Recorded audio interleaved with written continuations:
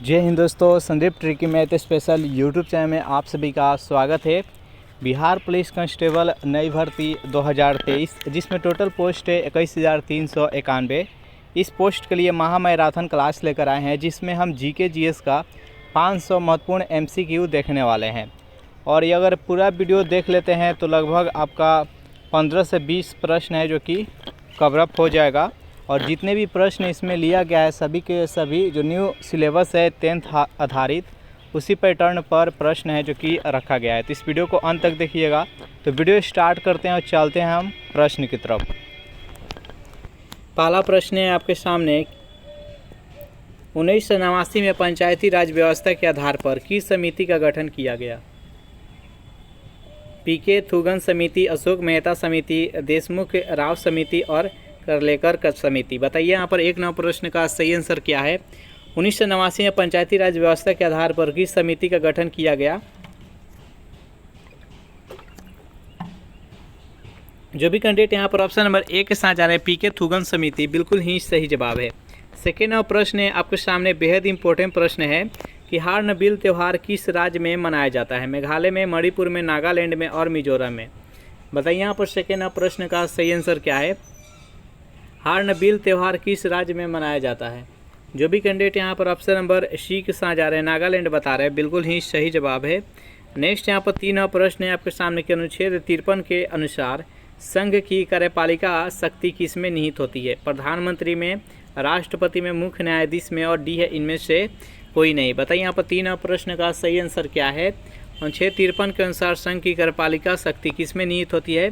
तो राष्ट्रपति में निहित होती है। जो भी कैंडिडेट यहाँ पर ऑप्शन नंबर बी के साथ जा रहे हैं बिल्कुल ही सही जवाब बता रहे हैं। 4 नंबर प्रश्न है, बेहद इंपॉर्टेंट प्रश्न है कि बेंजीन का सामान्य संरचना क्या होता है? C6H6, C4H4, C2H2 और C5H6। बताइए यहाँ पर 4 नंबर प्रश्न का सही आंसर क्या है? बेंजीन का सामान्य संरचना क्या होता है? जो भी कैंडिडेट यहाँ पर ऑप्शन नंबर ए के साथ जा रहे हैं C6H6, बिल्कुल ही सही जवाब है। इसका संरचना कैसा होता है? ऐसे होता है।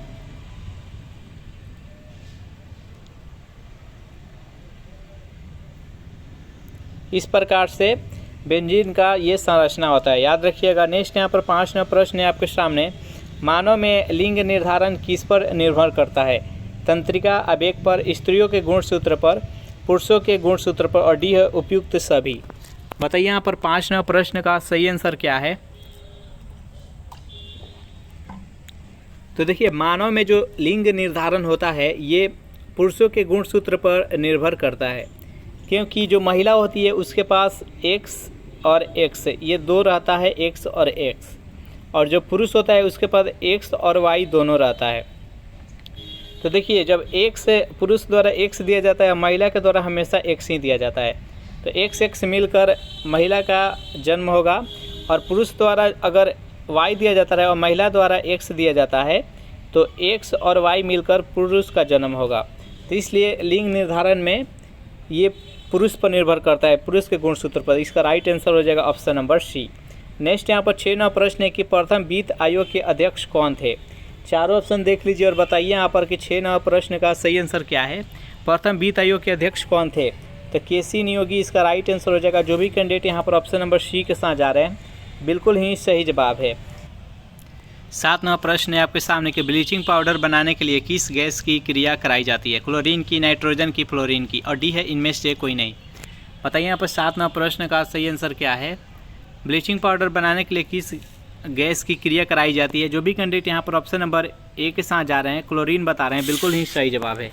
ब्लीचिंग पाउडर का अणुसूत्र क्या होता है? तो CaOCl2 इसका अणुसूत्र होता है, याद रखिएगा। नेक्स्ट यहाँ पर 8 नंबर प्रश्न है आपके सामने कि सर्वप्रथम आर्थिक सर्वेक्षण कब पेश किया गया? 1950, 51, 1951, 52, 1952, 53 और डी इनमें से कोई नहीं। बताइए यहाँ पर 8 नंबर प्रश्न का सही आंसर क्या है? सर्वप्रथम आर्थिक सर्वेक्षण कब पेश किया गया? जो भी कैंडिडेट यहाँ पर ऑप्शन नंबर ए के साथ जा रहे हैं 1950, 51 बता रहे हैं, बिल्कुल ही सही जवाब है। नेक्स्ट यहाँ पर 9 नंबर प्रश्न है, बेहद इंपॉर्टेंट प्रश्न है कि ध्रुवन सोडा का रासायनिक नाम क्या है? Sodium carbonate, sodium bicarbonate, sodium oxide और कैल्शियम कार्बोनेट। बताइए यहाँ पर 9 नंबर प्रश्न का सही आंसर क्या है? ध्रुवन सोडा का रासायनिक नाम क्या है? जो भी कैंडिडेट यहाँ पर ऑप्शन नंबर ए के साथ जा रहे हैं सोडियम कार्बोनेट, बिल्कुल ही सही जवाब है। इसका अणुसूत्र क्या होता है?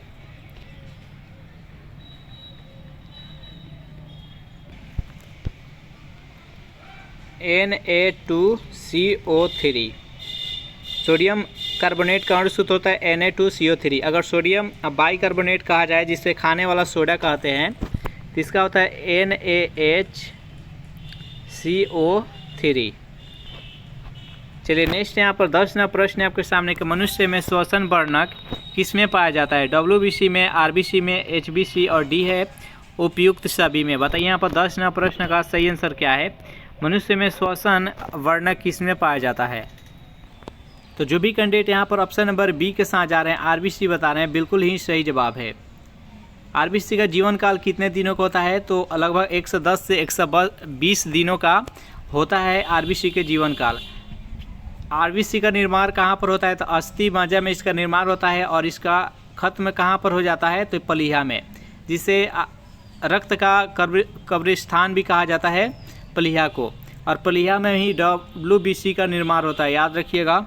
नेक्स्ट यहाँ पर 11वां प्रश्न है आपके सामने कि भारत का सर्वोच्च कार्यपालक प्रमुख होता है? राष्ट्रपति, प्रधानमंत्री, मुख्यमंत्री और राज्यपाल। बताइए यहाँ पर 11वां प्रश्न का सही आंसर क्या है? तो जो भी कैंडिडेट यहाँ पर ऑप्शन नंबर ए के साथ जा रहे हैं राष्ट्रपति बता रहे हैं, बिल्कुल ही सही जवाब है।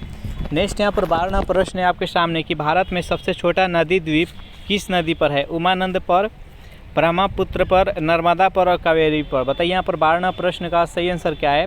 भारत में सबसे छोटा नदी द्वीप किस नदी पर है? तो जो भी कैंडिडेट यहाँ पर ऑप्शन नंबर ए के साथ जा रहे हैं उमानंद, बिल्कुल ही सही जवाब है। और ये किस राज्य में है? तो ये असम में है। और पूछा जाए कि विश्व में सबसे बड़ी नदी द्वीप किस नदी पर है? तो माजुली नदी द्वीप है, जो कि ब्रह्मपुत्र नदी पर, याद रखिएगा। नेक्स्ट यहाँ पर 13वां प्रश्न है आपके सामने कि गौतम बुद्ध को ज्ञान की प्राप्ति कहाँ हुई थी? सारनाथ में, वैशाली में, कौशाम्बी में और बोधगया में। बताइए यहाँ पर 13वां प्रश्न का सही आंसर क्या है? गौतम बुद्ध को ज्ञान की प्राप्ति कहाँ पर हुई थी? तो जो भी कैंडिडेट यहाँ पर ऑप्शन नंबर डी के साथ जा रहे हैं बोधगया बता रहे हैं, बिल्कुल ही सही जवाब है। और अपना पहला उपदेश कहाँ पर दिए थे? तो सारनाथ में दिए थे। 14वां प्रश्न है आपके सामने कि 11वां मौलिक कर्तव्य कब जोड़ा गया? 2001 में, 2002 में और 2005 में। बताइए यहाँ पर 14वां प्रश्न का सही आंसर क्या है? 11वां मौलिक कर्तव्य कब जोड़ा गया? तो जो भी कैंडिडेट यहाँ पर ऑप्शन नंबर सी के साथ जा रहे हैं 2002 बता रहे हैं, बिल्कुल सही जवाब है। देखिए, पहले भारतीय संविधान में मौलिक कर्तव्य नहीं था, लेकिन 42वें संविधान संशोधन के तहत मौलिक कर्तव्य को 1976 ईस्वी में जोड़ा गया, जो कि संविधान के अनुच्छेद 51 के ए में रखा गया है। और उस टाइम जब जोड़ा गया स्वर्ण सिंह समिति के सिफारिश पर, तो मौलिक कर्तव्यों की संख्या 10 थी, लेकिन वर्तमान समय में 11 है और ये 2002 में 11वां मौलिक कर्तव्य को ऐड किया गया। नेक्स्ट यहाँ पर 15वां प्रश्न है आपके सामने कि दिगंबर किस धर्म से संबंधित है? बौद्ध धर्म से, जैन धर्म से, सिख धर्म से, ईसाई धर्म से। बताइए यहाँ पर 15वां प्रश्न का सही आंसर क्या है? दिगंबर किस धर्म से संबंधित है? तो जो भी कैंडिडेट यहाँ पर ऑप्शन नंबर बी बता रहे हैं जैन धर्म में, बिल्कुल ही सही जवाब है। देखिए, जैन धर्म के संस्थापक कौन है? तो जैन धर्म के संस्थापक ऋषभदेव है, और ये आगे चल के जैन धर्म में 2 भागों में विभक्त हो गया था, दिगंबर और श्वेतांबर। तो जो दिगंबर थे उसका संस्थापक भद्रबाहु थे, और जो श्वेतांबर है उसका संस्थापक स्थूलभद्र थे। तो यहाँ पर दिगंबर पूछा गया है, तो ये जैन धर्म से संबंधित है। इसका right answer option number B. Next यहाँ पर 16वां प्रश्न है आपके सामने कि किस राज्य में तूफान को बारडोइसिला कहते हैं? असम, राजस्थान, झारखंड और उत्तराखंड। बताइए यहाँ पर 16वां प्रश्न का सही आंसर क्या है? तो 16वां प्रश्न का जो भी कैंडिडेट यहाँ पर ऑप्शन नंबर ए के साथ जा रहे हैं असम बता रहे हैं, बिल्कुल ही सही जवाब है। नेक्स्ट यहाँ पर 17वां प्रश्न है आपके सामने, बेहद इंपॉर्टेंट प्रश्न है कि विद्युत चुंबकीय प्रेरण की खोज किस वैज्ञानिक ने की थी? अर्स्टेड ने, नील्स बोर ने, माइकल फैराडे ने और एम्पियर ने। बताइए यहाँ पर 17वां प्रश्न का सही आंसर क्या है? विद्युत चुंबकीय प्रेरण की खोज किस वैज्ञानिक ने की थी? तो जो भी कैंडिडेट यहाँ पर ऑप्शन नंबर सी के साथ जा रहे हैं माइकल फैराडे बता रहे हैं, बिल्कुल ही सही जवाब है।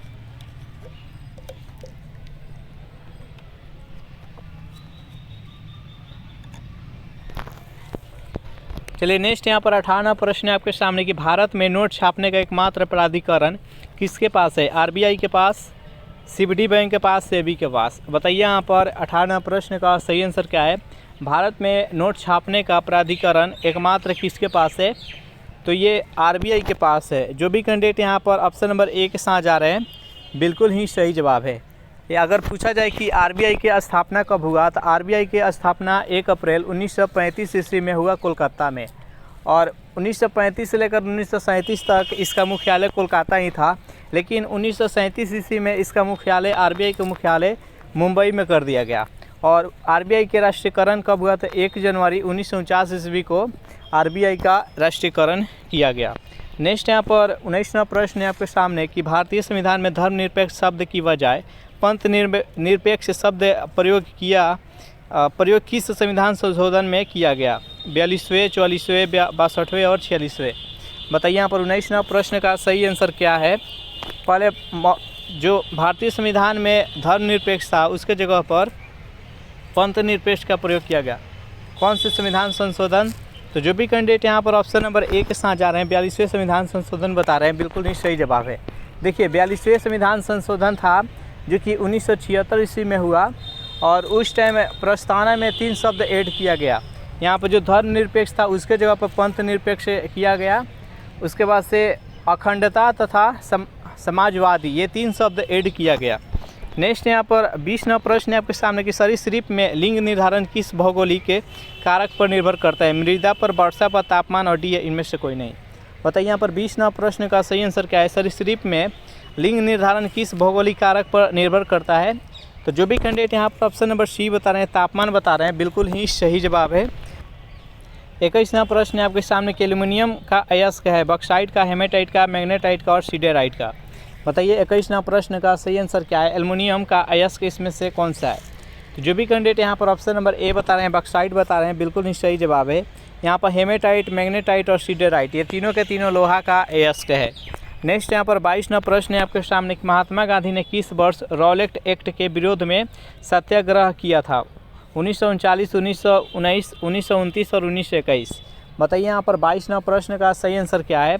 महात्मा गांधी ने किस वर्ष रॉलेट एक्ट के विरोध में सत्याग्रह किए थे?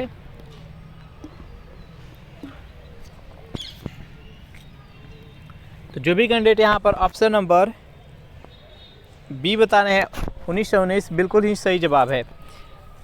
देखिए रॉलेट एक्ट कानून लाया गया था, वो 1919 ईस्वी में लाया गया था, और इसके द्वारा ये कानून ऐसा था, इस कानून को भारत में काला कानून के नाम से जाना जाता है, और इसमें नो दलील नो अपील वाला कानून था, और इसी के विरोध किए थे, रॉलेट एक्ट का विरोध किए थे और सत्याग्रह चलाए थे 1919 ईस्वी में महात्मा गांधी ने।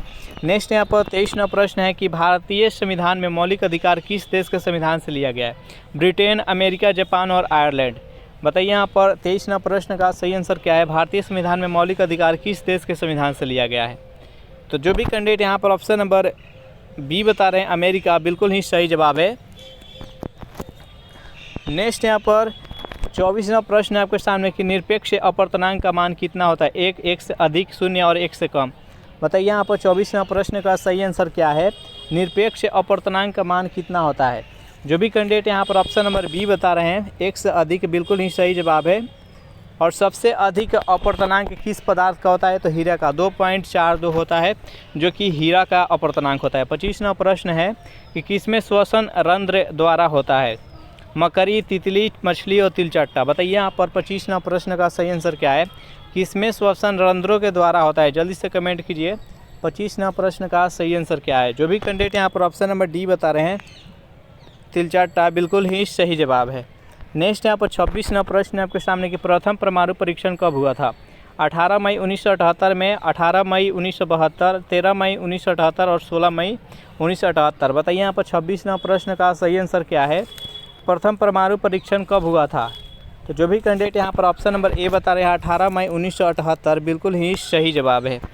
नेक्स्ट यहाँ पर 27वां प्रश्न है आपके सामने कि भारत में स्वर्ण पर ऋण देने वाला बैंक कौन है? Bank of Baroda, Ujjwal finance bank, C है मुथूट फाइनेंस बैंक और डी इनमें से कोई नहीं। तो जो भी कैंडिडेट यहाँ पर ऑप्शन नंबर सी के साथ जा रहे हैं यानी मुथूट फाइनेंस बैंक बिल्कुल ही सही जवाब है। चलिए नेक्स्ट यहाँ पर 28वां प्रश्न देख लेते हैं। बेहद इम्पोर्टेंट प्रश्न है कि नाट्यांजलि उत्सव किस राज्य में मनाया जाता है? उत्तर प्रदेश में, तेलंगाना में, तमिलनाडु में और डी है केरल में। बताइए यहाँ पर 28वां प्रश्न का सही आंसर क्या है? नाट्यांजलि उत्सव किस राज्य में मनाया जाता है? तो जो भी कैंडिडेट यहाँ पर ऑप्शन नंबर सी के साथ जा रहे हैं और तमिलनाडु बता रहे हैं बिल्कुल ही सही जवाब है। सेशन आप लोग को अच्छा लग रहा है तो वीडियो को लाइक कर दें, अपने दोस्तों के पास इसे शेयर भी कर दीजिए। नेक्स्ट यहाँ पर 29वां प्रश्न है कि रेड सैंडल वुड भारत के किस राज्य में पाया जाता है? उड़ीसा में, केरल में, मध्य प्रदेश और आंध्र प्रदेश। बताइए यहाँ पर 29वां प्रश्न का सही आंसर क्या है? रेड सैंडल वुड भारत के किस राज्य में पाया जाता है? तो यह आंध्र प्रदेश में पाया जाता है। जो भी कैंडिडेट यहाँ पर ऑप्शन नंबर डी बता रहे हैं आंध्र प्रदेश बिल्कुल ही सही जवाब है। 30वां प्रश्न बेहद इंपॉर्टेंट प्रश्न है, बताइएगा इसका सही आंसर क्या है? 1960 में सिंधु जल समझौता में भारत की पश्चिम नदी में हिस्सेदारी कितनी है? 10%, 20%, 30% और 25%। बताइए यहाँ पर 30वां प्रश्न का सही आंसर क्या है?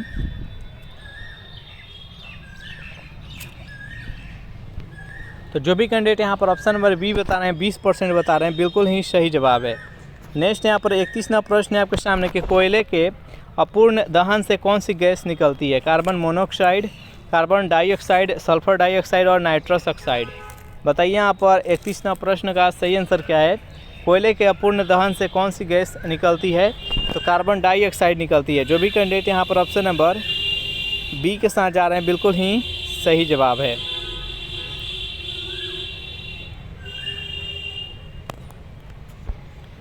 नाइट्रस ऑक्साइड को, जिसको N2 वो होता है, नाइट्रस ऑक्साइड को लाफिंग गैस कहते हैं।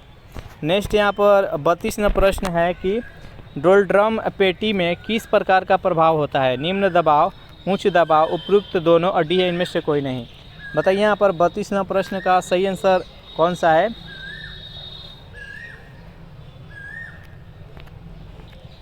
डोलड्रम पेटी, पहले समझते हैं डोलड्रम पेटी होता क्या है। तो डोलड्रम पेटी जो भूमध्य रेखीय है उसके 10 डिग्री ऊपर तथा 10 डिग्री नीचे का जो भी क्षेत्र है उसको डोलड्रम पेटी कहते हैं और वहाँ पर निम्न दबाव होता है। तो इस प्रश्न का राइट आंसर हो जाएगा ऑप्शन नंबर ए। नेक्स्ट यहाँ पर 33वां प्रश्न है कि अवतल दर्पण में वास्तविक तथा उल्टा प्रतिबिंब के लिए पिंडों को कहाँ रखेंगे? बताइए यहाँ पर 33वां प्रश्न का सही आंसर क्या है? अवतल दर्पण में वास्तविक तथा उल्टा प्रतिबिंब के लिए पिंड को कहाँ पर रखेंगे? तो वक्रता केंद्र से पर है। इसका राइट आंसर हो जाएगा ऑप्शन नंबर डी। 34वां प्रश्न है आपके सामने कि पौधे किस प्रक्रिया द्वारा कार्बन डाइऑक्साइड छोड़ते हैं? अब चयन, आसवन, निक्षेपण और श्वसन। बताइए यहाँ पर 34वां प्रश्न का सही आंसर क्या है? पौधे किस प्रक्रिया द्वारा कार्बन डाइऑक्साइड छोड़ते हैं? तो श्वसन द्वारा। जो भी कैंडिडेट यहाँ पर ऑप्शन नंबर डी के साथ जा रहे हैं और श्वसन बता रहे हैं बिल्कुल ही सही जवाब है।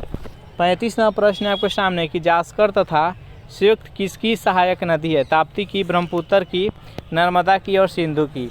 बताइए यहाँ पर 35वां प्रश्न का सही आंसर क्या है? जास्कर तथा संयुक्त किसकी सहायक नदी है? तो जो भी कैंडिडेट यहाँ पर ऑप्शन नंबर डी के साथ जा रहे हैं सिंधु नदी बता रहे हैं बिल्कुल ही सही जवाब है। सिंधु नदी है जो कि मानसरोवर झील से निकलती है और ये अरब सागर में जाकर गिरती है। नेक्स्ट यहाँ पर 36वां प्रश्न है सबसे ज़्यादा अभिक्रियाशील धातु कौन सा है? मैग्नीशियम, लोहा, कॉपर और चांदी। बताइए यहाँ पर 36वां प्रश्न का सही आंसर क्या है? सबसे ज़्यादा अभिक्रियाशील धातु इनमें से कौन सा है? तो जो भी कैंडिडेट यहाँ पर ऑप्शन नंबर ए के साथ जा रहे हैं यानी मैग्नीशियम बता रहे हैं बिल्कुल ही सही जवाब है। नेक्स्ट यहाँ पर 37वां प्रश्न है आपके सामने कि कोलकाता नगर निगम की स्थापना किस एक्ट के तहत की गई? 1928 एक्ट, 1926 एक्ट, 1728 एक्ट, 1726, 1937 और 1940। बताइए यहाँ पर 37वां प्रश्न का सही आंसर क्या है? कोलकाता नगर निगम की स्थापना किस एक्ट के तहत की गई? तो 37वां प्रश्न का जो भी कैंडिडेट यहाँ पर ऑप्शन नंबर बी बता रहे हैं 1726 एक्ट बिल्कुल ही सही जवाब है।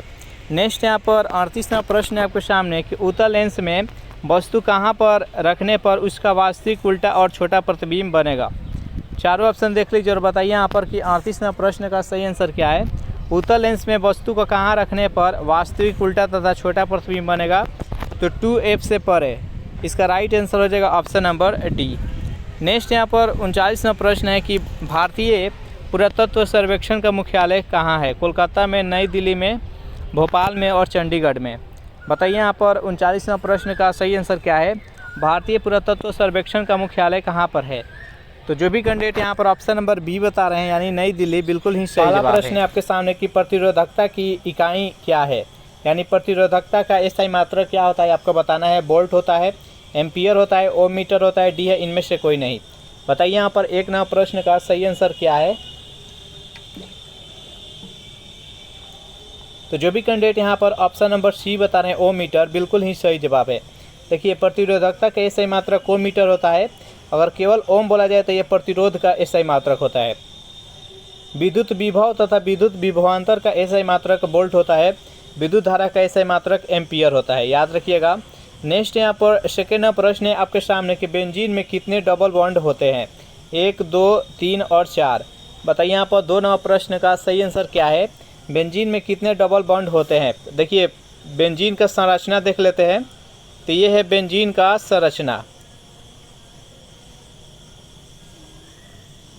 बेंजीन का ये संरचना है।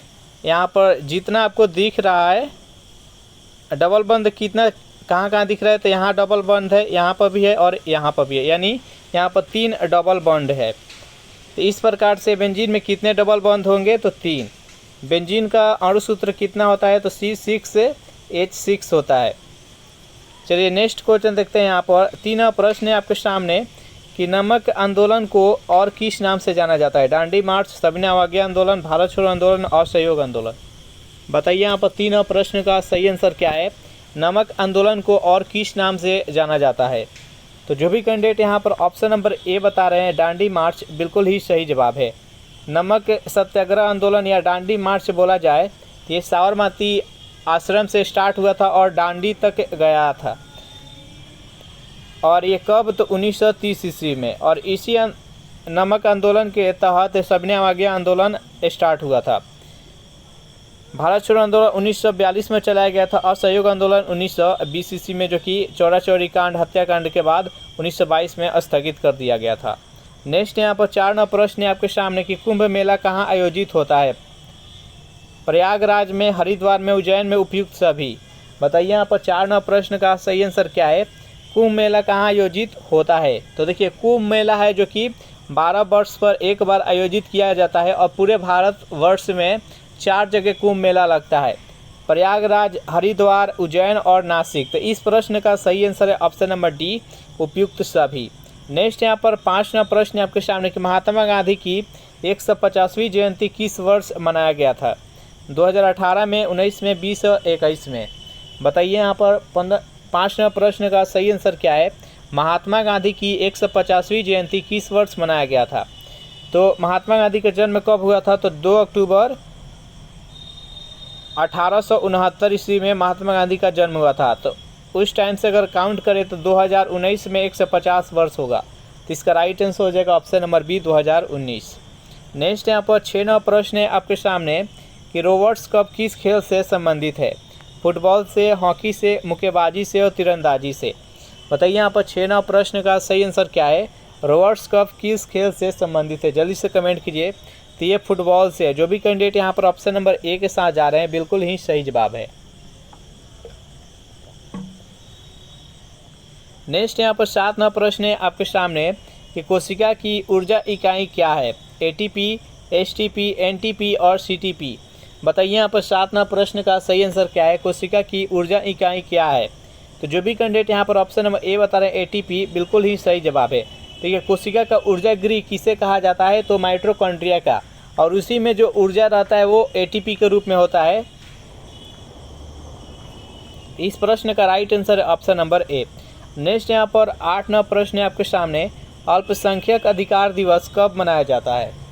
14 दिसंबर को, 3 नवंबर को, 11 दिसंबर को, 18 दिसंबर को।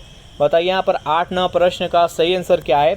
अल्पसंख्यक अधिकार दिवस कब मनाया जाता है? तो ये 18 दिसंबर को मनाया जाता है। जो भी कैंडिडेट यहाँ पर ऑप्शन नंबर डी बता रहे हैं 18 दिसंबर, बिल्कुल ही सही जवाब है। सेशन आप लोग को अच्छा लग रहा है तो वीडियो को लाइक कर दे, अपने दोस्तों के पास शेयर कर दे। और जितने भी कैंडिडेट अभी तक इस चैनल को सब्सक्राइब नहीं किए होंगे तो चैनल को प्लीज़ सब्सक्राइब कर लीजिए। 9वां प्रश्न है आपके सामने कि आवर्त सारणी में सबसे ज़्यादा विद्युत ऋणात्मक तत्व कौन सा है? क्लोरीन, फ्लोरीन, हीलियम और मैग्नीशियम। बताइए यहाँ पर 9वां प्रश्न का सही आंसर क्या है? आवर्त सारणी में सबसे ज़्यादा विद्युत ऋणात्मक तत्व कौन सा है? तो फ्लोरीन है। जो भी कैंडिडेट यहाँ पर ऑप्शन नंबर बी बता रहे हैं बिल्कुल सही जवाब है। सर्वप्रथम आवर्त सारणी का निर्माण किसने किया था? तो मेंडलीव के द्वारा आवर्त सारणी का निर्माण किया गया था, जो कि परमाणु द्रव्यमान पर आधारित था, जो कि असफल हो गया था। उसके बाद मोसले के द्वारा आवर्त सारणी का निर्माण किया गया, जिसे आधुनिक आवर्त सारणी कहते हैं, और वे परमाणु संख्या पर आधारित है। आधुनिक आवर्त सारणी में टोटल तत्वों की संख्या कितना है? तो 118 है। इसमें से नेचुरल तत्व कितना है? तो 94 को नेचुरल इसमें तत्व है। याद रखिएगा। नेक्स्ट यहाँ पर 10वां प्रश्न है आपके सामने कि ऋग्वेद में कुल कितने सूक्त होते हैं? 10 से 20, 10 से 24, 28 और 20 से 26। बताइए यहाँ पर 10वां प्रश्न का सही आंसर क्या है? ऋग्वेद में कुल कितने सूक्त होते हैं? तो ऋग्वेद में टोटल 10 से 28 सूक्त है। तो इसका राइट आंसर है ऑप्शन नंबर सी। सबसे पुराना वेद कौन सा है? तो ऋग्वेद है। नेक्स्ट यहाँ पर 11वां प्रश्न है आपके सामने कि रात में पेड़ कौन सी गैस छोड़ती है? Oxygen, carbon dioxide, carbon monoxide और डी है इनमें से कोई नहीं। बताइए यहाँ पर 11वां प्रश्न का सही आंसर क्या है? रात में पेड़ कौन सी गैस छोड़ती है? तो रात में जो पेड़ पौधे होते हैं वह कार्बन डाइऑक्साइड छोड़ते हैं, इसलिए बोला जाता है कि रात के समय पेड़ के नीचे नहीं सोया जाता है। चलिए नेक्स्ट यहाँ पर 12वां प्रश्न है आपके सामने कि देश का पहला AI तथा रोबोटिक टेक्नोलॉजी पार्क कहाँ लॉन्च किया गया? बेंगलुरु में, अहमदाबाद में, सूरत में और मुंबई में। बताइए यहाँ पर 12वां प्रश्न का सही आंसर क्या है? देश का पहला AI और रोबोटिक टेक्नोलॉजी पार्क कहाँ लॉन्च किया गया? तो ये बेंगलुरु में। जो भी कैंडिडेट यहाँ पर ऑप्शन नंबर ए बता रहे हैं बिल्कुल ही सही जवाब है। चलिए नेक्स्ट यहाँ पर 13वां प्रश्न है आपके सामने कि न्यूलैंड्स का अष्टक नियम किस तत्व तक लागू होता है? जो न्यूलैंड से अष्टक नियम दिए थे उसमें एक सीरीज बनाए थे, तत्वों का एक सीरीज बनाए थे, जिसमें जो फर्स्ट तत्व है उसका 8वें नंबर तत्व से गुण मिलता था। फिर जो सेकंड है उसके नेक्स्ट यानी 9वें नंबर तत्व से, मतलब उसके 8वें नंबर तत्व से गुण मिलता था। तो इसे न्यूलैंड्स का अष्टक नियम कहते हैं, जो कि लिथियम से स्टार्ट होता है। लिथियम के गुण सोडियम से मिलता है और ये 8वें नंबर पर आते हैं। यानी लिथियम है जो कि 3 नंबर पर है और सोडियम है जो कि 11 नंबर पर है। तो ये इसके 8वें नंबर पर ये सोडियम है और ये लिथियम से स्टार्ट हुआ था और कैल्शियम तक ले गया था। तो इसका राइट आंसर है ऑप्शन नंबर, यानी कैल्शियम इसके लास्ट तत्व था। चलिए नेक्स्ट क्वेश्चन देखते हैं। 14वां प्रश्न है आपके सामने, केंद्रीय भाषा संस्थान कहाँ है? पुणे में, नासिक में, भोपाल और मैसूर में। बताइए यहाँ पर 14वां प्रश्न का सही आंसर क्या है? केंद्रीय भाषा संस्थान कहाँ है? तो ये मैसूर में है। जो भी कैंडिडेट यहाँ पर ऑप्शन नंबर डी बता रहे हैं बिल्कुल ही सही जवाब है। 15वां प्रश्न है कि निर्भया योजना किस राज्य द्वारा शुरू की गई? मध्य प्रदेश, उत्तर प्रदेश, आंध्र प्रदेश और छत्तीसगढ़। बताइए यहाँ पर 15वां प्रश्न का सही आंसर क्या है? निर्भया योजना किस राज्य द्वारा शुरू की गई? तो ये उत्तर प्रदेश द्वारा शुरू की गई। जो भी कैंडिडेट यहाँ पर ऑप्शन नंबर बी बता रहे हैं बिल्कुल ही सही आंसर है उनका। 16वां प्रश्न है कि वन्य जीव संरक्षण अधिनियम कब लागू हुआ? 1972 में, 1978 में, 75 में और 69 में। बताइए यहाँ पर 16वां प्रश्न का सही आंसर क्या है? वन्य जीव संरक्षण अधिनियम कब लागू हुआ? तो जो भी कैंडिडेट, जितने भी कैंडिडेट यहाँ पर ऑप्शन नंबर ए के साथ जा रहे हैं यानी 1972 बता रहे हैं बिल्कुल ही सही जवाब है उनका। नेक्स्ट यहाँ पर 17वां प्रश्न, अमीबा अपना भोजन किसके माध्यम से ग्रहण करता है? उत्पाद के माध्यम से, भित्ति से, कुंभी से और डी है इनमें से कोई नहीं। बताइए यहाँ पर 17वां प्रश्न का सही आंसर क्या है? अमीबा जो जीव है, जो एकोशिकीय जीव है, याद रखिएगा, वो अपना भोजन किस माध्यम से ग्रहण करता है? तो वह उत्पाद के माध्यम से। देखिए ये है जो कि एक अमीबा है और यही जो है ना आगे जाकर, जैसे यहाँ पर जो गैप है, यही यहाँ पर कोई वस्तु है तो इसको धीरे धीरे करके इसको ऐसे अपने अंदर संग्रहण कर लेता है, तो इसे उत्पाद बोलते हैं। तो इसका राइट आंसर है ऑप्शन नंबर ए। नेक्स्ट यहाँ पर 18वां प्रश्न है कि सबसे बड़ी नदी द्वीप माजुली जो है किस नदी पर है? महानदी पर, ब्रह्मपुत्र पर, नर्मदा और कावेरी। बताइए यहाँ पर 18वां प्रश्न का सही आंसर क्या है? विश्व का सबसे बड़ी जो नदी द्वीप है जिसका नाम है माजुली, वो किस नदी पर है? तो ये ब्रह्मपुत्र नदी जो कि असम में स्थित है। इसका right answer option number B. Next यहाँ पर 19वां प्रश्न है, बेहद इंपॉर्टेंट प्रश्न है कि कौन सी नदी है जो कि मध्य प्रदेश से निकलकर अरब सागर में गिरती है। सोन नदी, लूनी नदी, ताप्ती नदी और क्षिप्रा नदी। बताइए यहाँ पर 19वां प्रश्न का सही आंसर क्या है। कौन सी नदी है जो कि मध्य प्रदेश से निकलकर अरब सागर में गिरती है, तो वो ताप्ती नदी है। जो भी कैंडिडेट यहाँ पर ऑप्शन नंबर सी के साथ जा रहे हैं बिल्कुल ही सही जवाब है। नेक्स्ट यहाँ पर 20वां प्रश्न है कि टोल अधिनियम कब पारित हुआ। 1930 में, 1851 में, 1965, 1869 में। बताइए यहाँ पर 20वां प्रश्न का सही आंसर क्या है। टोल अधिनियम कब पारित किया गया, तो 1851 ईस्वी में। जो भी कैंडिडेट यहाँ पर ऑप्शन नंबर बी के साथ जा रहे हैं बिल्कुल ही सही जवाब है।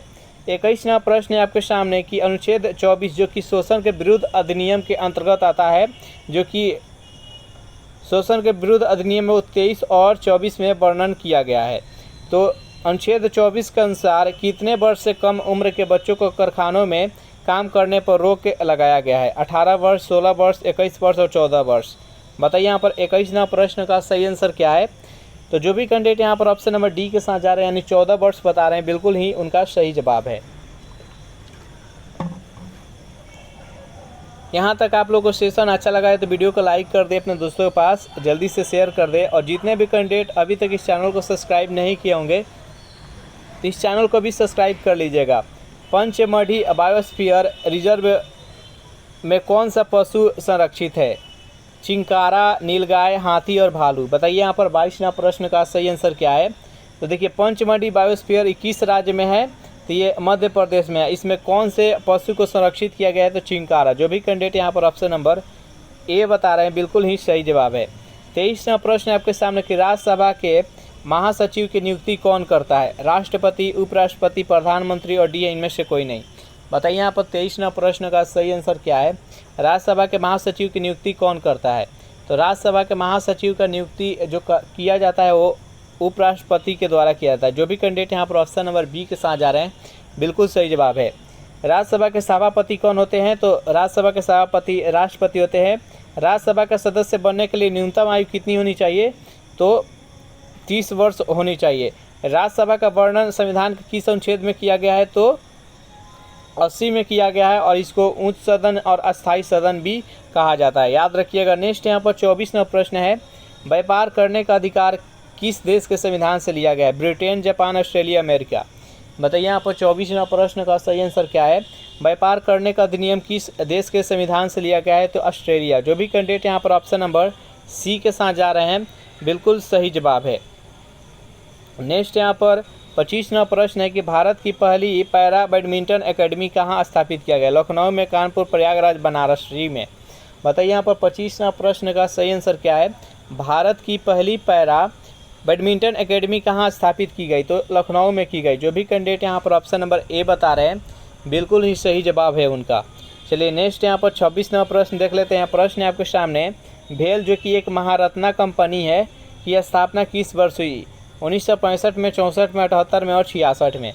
बताइए यहाँ पर 26वां प्रश्न का सही आंसर क्या है। भेल की स्थापना किस वर्ष हुई, तो ये 1964 में हुआ। जो भी कैंडिडेट यहाँ पर ऑप्शन नंबर बी बता रहे हैं बिल्कुल ही सही जवाब है। 27वां प्रश्न है आपके सामने कि खेलों में डोपिंग को रोकने के लिए कौन सी संस्था काम करती है। ऑप्शन नंबर ए है नाडा, बी है वाडा, सी है फेडा और डी है फेमा। बताइए यहाँ पर 27वां प्रश्न का सही आंसर क्या है। खेलों में डोपिंग को रोकने के लिए कौन सी संस्था काम करती है, तो वाडा काम करती है। जो भी कैंडिडेट यहाँ पर ऑप्शन नंबर बी बता रहे हैं बिल्कुल ही सही जवाब है। 28वां प्रश्न है, बिल्कुल ही इम्पोर्टेंट प्रश्न है कि सरदार सरोवर बांध किस नदी पर है। नर्मदा नदी, ताप्ती नदी, कावेरी और गंगा। बताइए यहाँ पर 28वां प्रश्न का सही आंसर क्या है।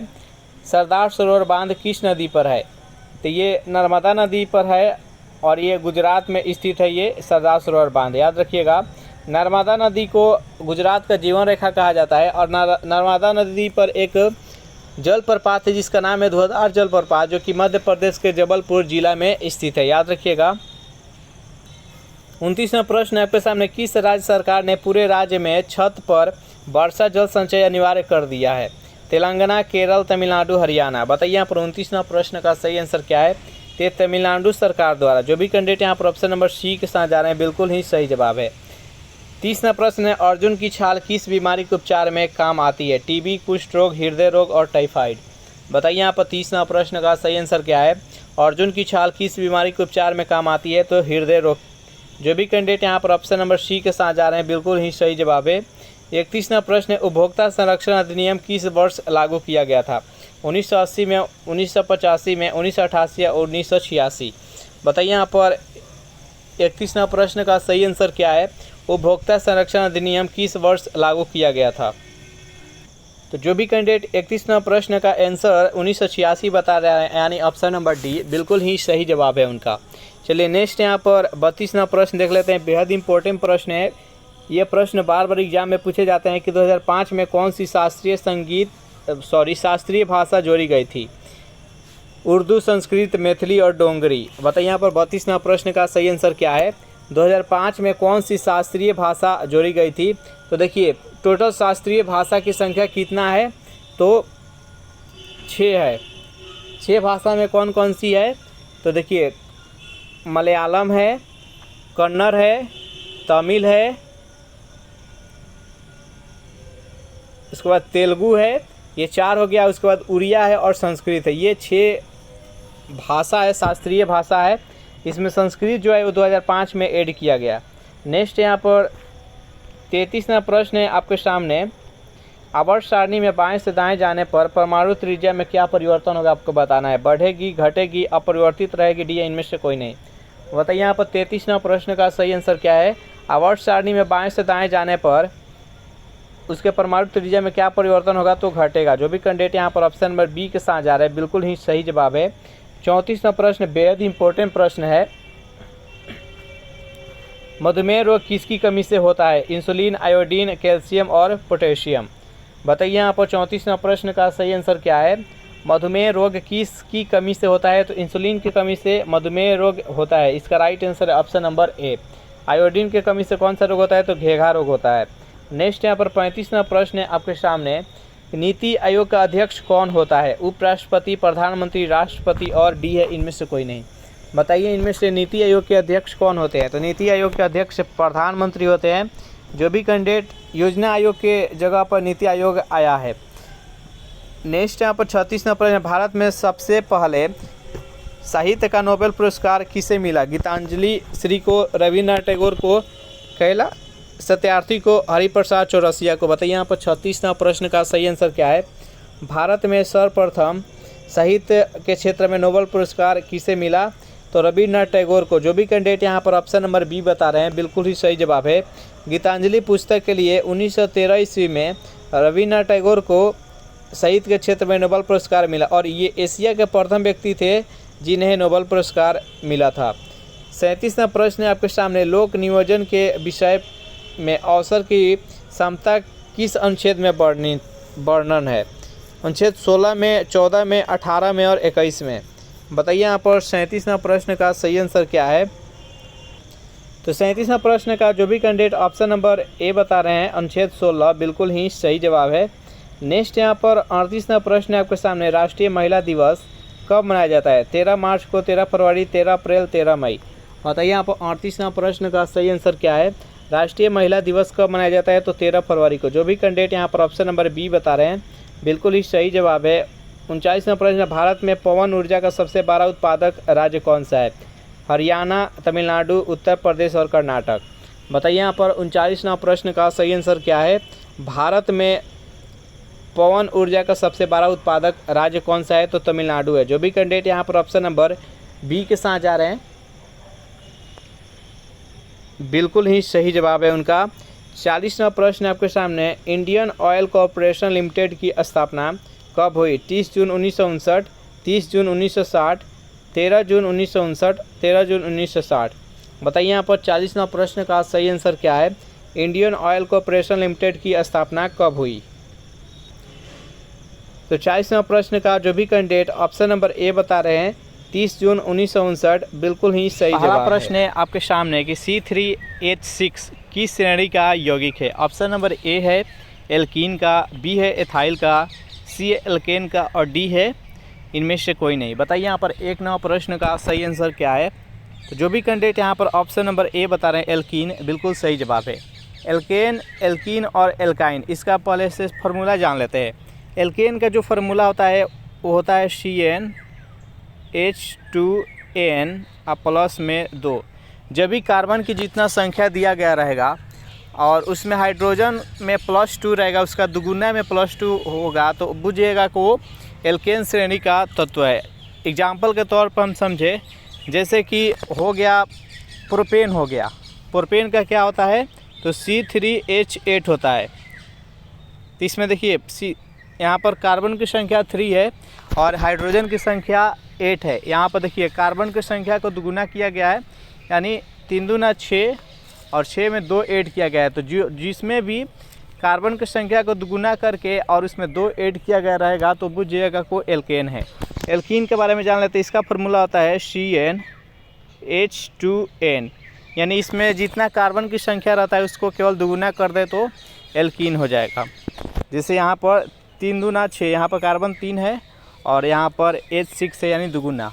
और एल्काइन क्या होता है, एल्काइन का सूत्र होता है CnH2n-2, यानी जितना कार्बन की संख्या रहेगा उसका दुगुना करके उसमें से 2 माइनस कर लेंगे तो एल्काइन का सूत्र हो जाएगा। तो इसको याद रखिएगा। नेक्स्ट यहाँ पर सेकेंड प्रश्न है आपके सामने, ओजोन परत की हानि किसके कारण से हो रही है? कार्बन डाइऑक्साइड के क्लोरोफ्लोरोकार्बन, कार्बन मोनोऑक्साइड और सोडियम हाइड्रोक्साइड।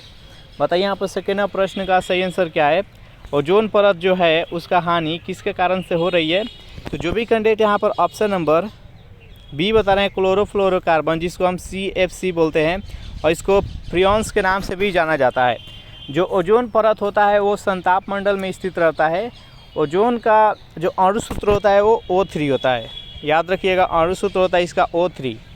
ओजोन परत की अगर मोटाई की बात करें तो ओजोन परत का जो मोटाई मापते हैं हम, वो डॉप्सन के माध्यम से मापा जाता है। ओजोन दिवस किस तिथि को मनाया जाता है? तो 16 सितंबर को ओजोन दिवस मनाया जाता है।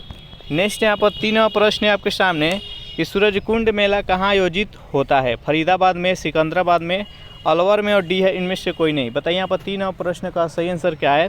सूरजकुंड मेला कहाँ आयोजित होता है?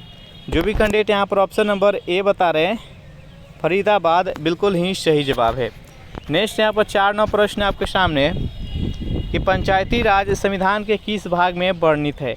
भाग 4 में, भाग 5 में, भाग 7 में और भाग 9 में। बताइए यहाँ पर 4वां प्रश्न का सही आंसर क्या है। पंचायती राज के बारे में वर्णन संविधान के किस भाग में किया गया है? तो भाग 9 में। जो भी कैंडिडेट यहाँ पर ऑप्शन नंबर डी बता रहे हैं, बिल्कुल ही सही जवाब है।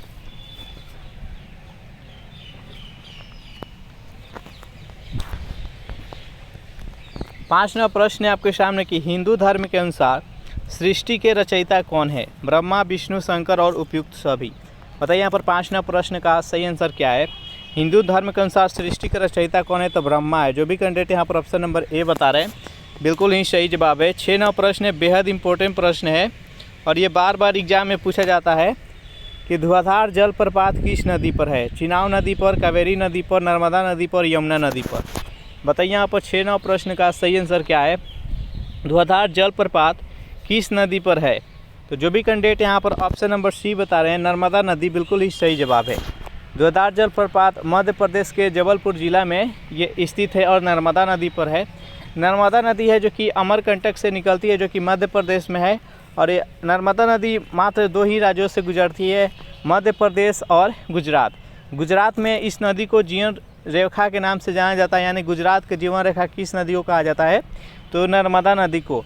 गुजरात में एक बांध है नर्मदा नदी पर जिसका नाम है सरदार सरोवर बांध, इसको याद रखिएगा। 7वां प्रश्न आपके सामने कि मुख्य न्यायाधीश की नियुक्ति कौन करता है? चारों ऑप्शन देख लीजिए और बताइए यहाँ पर 7वां प्रश्न का सही आंसर क्या है। मुख्य न्यायाधीश की नियुक्ति कौन करता है? तो जो मुख्य न्यायाधीश की नियुक्ति राष्ट्रपति के द्वारा किया जाता है। जो भी कैंडिडेट यहाँ पर ऑप्शन नंबर ए बता रहे हैं, बिल्कुल ही सही जवाब है। मुख्य न्यायाधीश की नियुक्ति भी राष्ट्रपति करते हैं, शपथ ग्रहण भी कराते हैं राष्ट्रपति। और मुख्य न्यायाधीश अपना त्यागपत्र किसे देते हैं? तो राष्ट्रपति को ही देते हैं। इनको किस तरह हटाया जाता है? तो महाभियोग लगाकर मुख्य न्यायाधीश को उनके पद से हटाया जाता है। और मुख्य न्यायाधीश के कार्यकाल कितने वर्ष का होता है? तो पहले 60 वर्ष था, लेकिन वर्तमान में 62 वर्ष है। चलिए नेक्स्ट क्वेश्चन देखते हैं। प्रश्न है आपके सामने कि सर्वदाता रक्त समूह कौन सा है? ओ है, AB है, B है और A है। बताइए यहाँ पर 9 प्रश्न का सही आंसर क्या है। सर्वदाता समूह कौन सा है, जल्दी से कमेंट कीजिए। तो देखिए सर्वदाता यानी वह सभी को ब्लड दे सकता है, सभी ग्रुप वाले को ब्लड दे सकता है, इसको सर्वदाता कहते हैं। और वो ग्रुप को सर्वदाता कहते हैं। ये सभी को इसलिए ब्लड दे सकता है क्योंकि इसमें एंटीजन नहीं पाया जाता है। एंटीजन नहीं पाने के कारण ये किसी को भी ब्लड दे सकता है। और सर्वग्राही बोलते हैं एबी को, सर्वग्राही एबी को, ये किसी से भी ब्लड ले सकता है, किसी भी ग्रुप से, क्योंकि इसमें एंटीबॉडी नहीं पाया जाता है। नेक्स्ट यहाँ पर 10 प्रश्न आपके सामने कि पंचायती राज में कितने विषय जोड़े गए हैं, 28, 21, 30 और 29। बताइए 10 प्रश्न का सही आंसर क्या है। पंचायती राज में कितने विषय जोड़े गए हैं, तो टोटल 29 विषय जोड़ा गया है। जो भी कैंडिडेट यहाँ पर ऑप्शन नंबर डी बता रहे हैं बिल्कुल ही सही जवाब है। सेशन आप लोगों को अच्छा लग रहा है तो वीडियो को लाइक कर दे, अपना दोस्तों के पास शेयर कर दे। और आपसे रिक्वेस्ट है कि अगर इस चैनल को अभी तक सब्सक्राइब नहीं किए होंगे तो चैनल को भी सब्सक्राइब कर लीजिएगा। नेक्स्ट यहाँ पर 11 प्रश्न है आपके सामने कि एल्युमिनियम की संयोगी इलेक्ट्रॉन संख्या कितनी होती है, 1, 2, 3 और 4। बताइए यहाँ पर 11 प्रश्न का सही आंसर क्या है। तो देखिए एल्युमिनियम का जो परमाणु संख्या होता है वो 13 होता है। जब इसका इलेक्ट्रॉनिक विन्यास करें या संयोजकता इसका निकाले तो हो जाएगा 2, 8, 8, 2, 10, 3। इसका बाहरी कक्षा में 3 इलेक्ट्रॉन होता है, यहीं इसका संयोजी इलेक्ट्रॉन है, तो इसका संख्या हो जाएगा ऑप्शन नंबर 3 यानी सी इसका राइट आंसर हो जाएगा। नेक्स्ट यहाँ पर 12 प्रश्न है आपके सामने कि मौलिक अधिकार अनुच्छेद 12 के कहाँ तक है, यानी जो मौलिक अधिकार है ये तो भाग 3 में मौलिक अधिकार के बारे में वर्णन किया गया है। यहाँ पर आपको बताना है कि अनुच्छेद 12 से लेकर और कहाँ तक मौलिक अधिकार है, किस अनुच्छेद तक। तो 12 से लेकर 35 तक मौलिक अधिकार के बारे में वर्णन किया है। मौलिक अधिकारों की टोटल संख्या है वो 6 है। कौन कौन सा है, तो समता का अधिकार जो कि 14 से 18 तक है, उसको स्वतंत्रता का अधिकार जो कि 19 से 22 तक है। उसके बाद शोषण के विरुद्ध अधिकार है वो 23 और 24 है। उसका धार्मिक स्वतंत्रता का अधिकार है वो 25 से लेकर 28 तक है। उसके बाद 29-30 है वो संस्कृति और शिक्षा का अधिकार है। उसके बाद से 32 से बेहद इम्पोर्टेंट जो अधिकार है, डॉक्टर भीमराव अम्बेडकर ने इस अनुच्छेद को संविधान का आत्मा भी कहे हैं, जो कि संवैधानिक उपचारों का उपबंध है। तो ये मौलिक अधिकार है। मौलिक अधिकार किस देश के संविधान से लिया गया है, तो ये अमेरिका के संविधान से लिया गया है, सब याद रखिएगा। इस प्रश्न का राइट आंसर है ऑप्शन नंबर डी। नेक्स्ट यहाँ पर 13 प्रश्न है आपके सामने कि इस्लाम धर्म में कुल कितने स्तंभ होते हैं, 1, 3, 2, 4 और 5। बताइए यहाँ पर 13 प्रश्न का सही आंसर क्या है। इस्लाम धर्म में कुल कितने स्तंभ होते हैं, तो इस्लाम धर्म में टोटल 5 स्तंभ होते हैं। जो भी कैंडिडेट यहाँ पर ऑप्शन नंबर डी बता रहे हैं बिल्कुल ही सही जवाब है। नेक्स्ट यहाँ पर 14 प्रश्न है आपके सामने कि भारत का मानक समय कहाँ से गुजरती है, कानपुर से, मिर्ज़ापुर से, वाराणसी से और डी है, इनमें से कोई नहीं। बताइए यहाँ पर 14 प्रश्न का सही आंसर क्या है।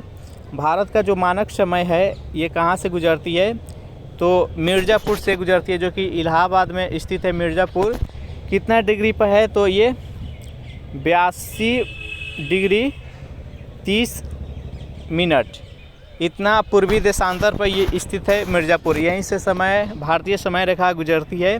भारतीय समय रेखा 5 राज्यों से होकर गुजरती है भारत।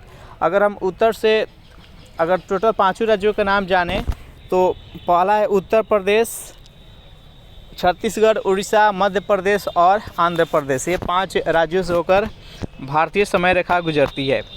15 प्रश्न आपके सामने कि असम में कौन सा त्यौहार मनाया जाता है, पोंगल, बिहू। इन्हीं दोनों ऑप्शन में से बताइए यहाँ पर कि असम में कौन सा त्यौहार मनाया जाता है। तो इसका राइट आंसर है option number B, Bihu. Pongal है जो कि तमिलनाडु में मनाया जाता है। और यहाँ पर 2 ऑप्शन है, इसको भी जान लेते हैं। नौरोज, नौरोज जो कि फारसी का ये न्यू वर्ड्स होता है नौरोज, और ये सर्वप्रथम बलवन के द्वारा ये इस त्यौहार को शुरू किया गया था। याद रखिएगा नौरोज पूछा जाता है कि नौरोज किसके द्वारा शुरू किया गया था, तो बलवन के द्वारा। बैसाखी है जो कि ये मुख्य रूप से पंजाब में मनाया जाता है और सिख संप्रदाय का ये पहला दिन होता है, नए वर्ष होता है यहाँ पर बैसाखी। नेक्स्ट यहाँ पर 16वां प्रश्न है कि मानव शरीर में यूरिया चक्र किस अंग में होता है, यकृत में, हृदय में, आंत में और मस्तिष्क में। बताइए यहाँ पर 16वां प्रश्न का सही आंसर क्या है।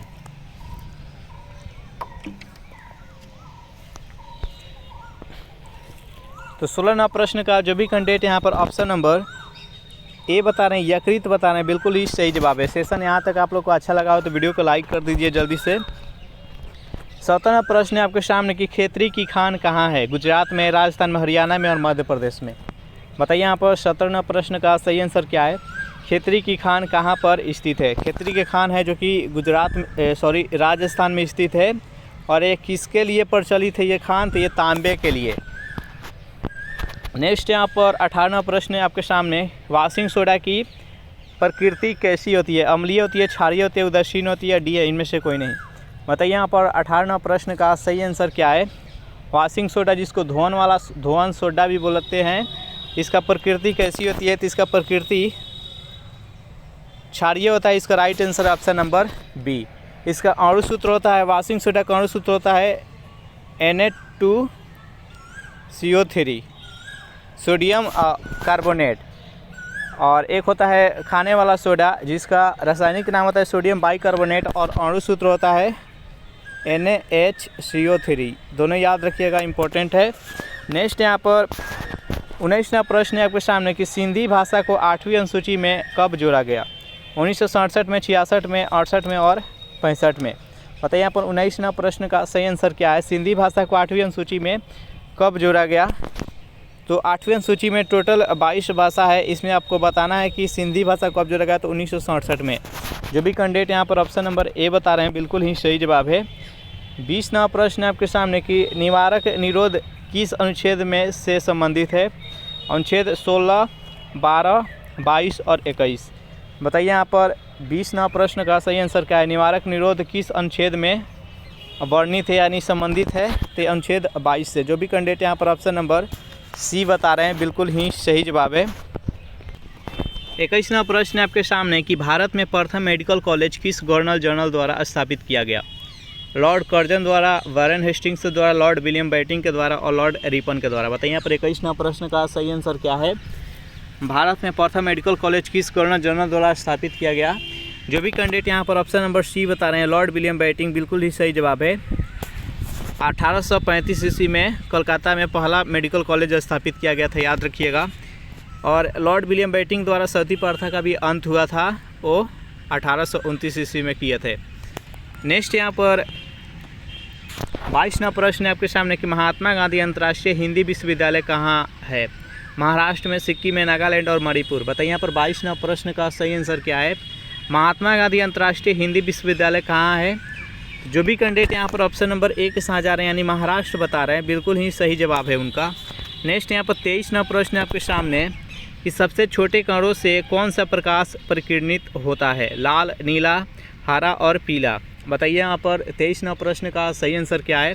सबसे छोटे कणों से कौन सा प्रकाश प्रकीर्णित होता है?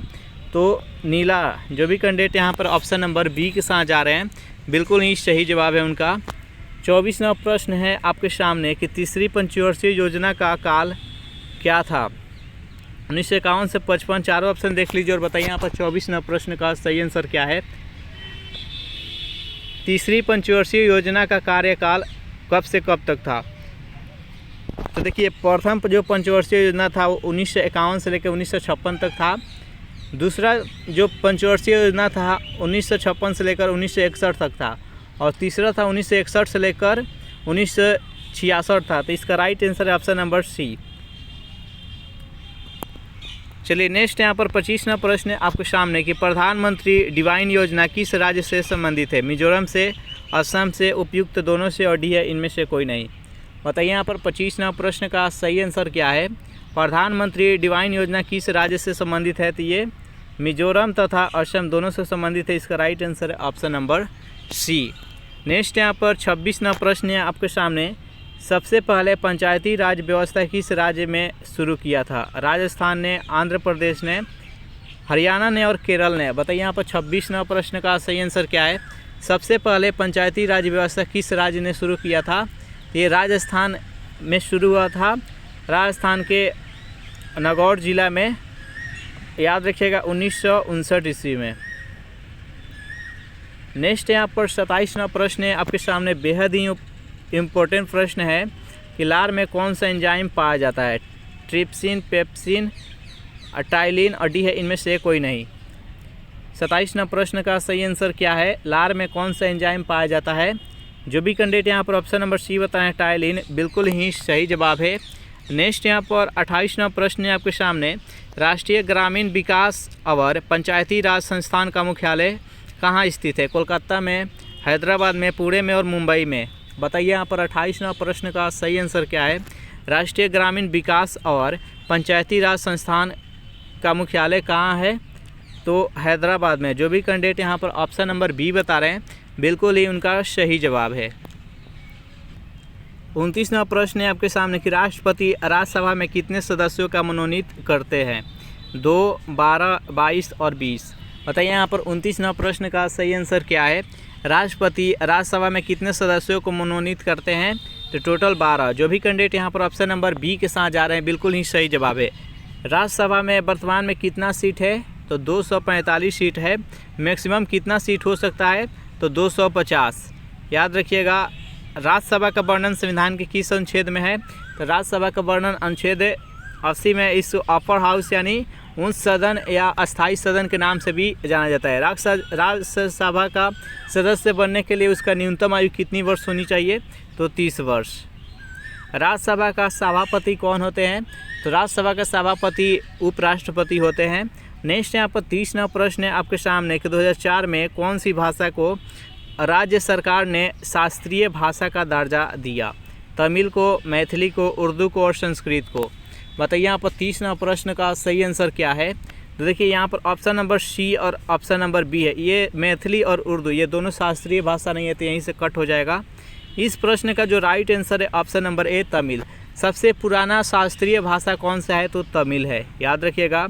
इसको 2004 में शास्त्रीय भाषा का दर्जा दिया गया था। टोटल शास्त्रीय भाषा की संख्या कितना है? तो शास्त्रीय भाषा का संख्या टोटल 6 है। इसमें सबसे पहले दर्जा मिला था तमिल को।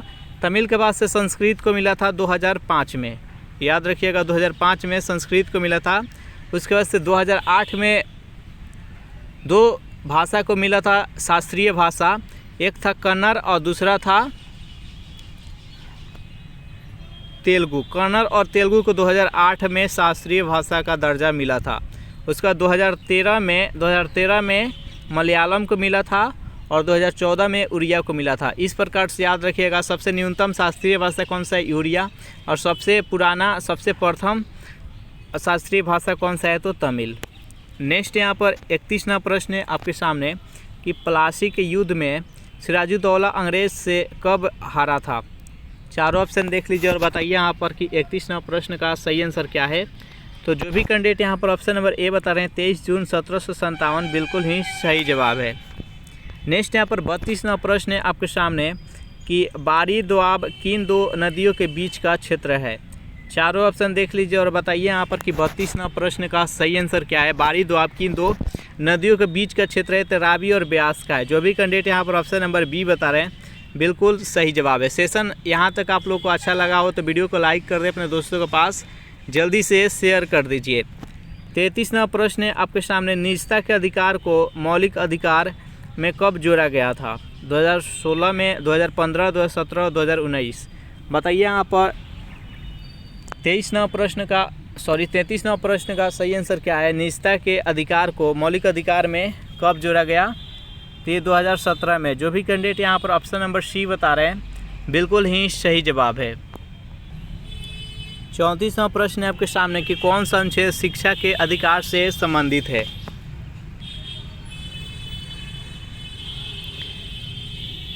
ऑप्शन नंबर ए अनुच्छेद 10 के ए, अनुच्छेद 21 के ए, अनुच्छेद 17 के ए और अनुच्छेद 19 के ए। बताइए यहाँ पर 34वां प्रश्न का सही आंसर क्या है? कौन सा अनुच्छेद शिक्षा के अधिकार से संबंधित है? तो इसका right answer option number B 21 के ए।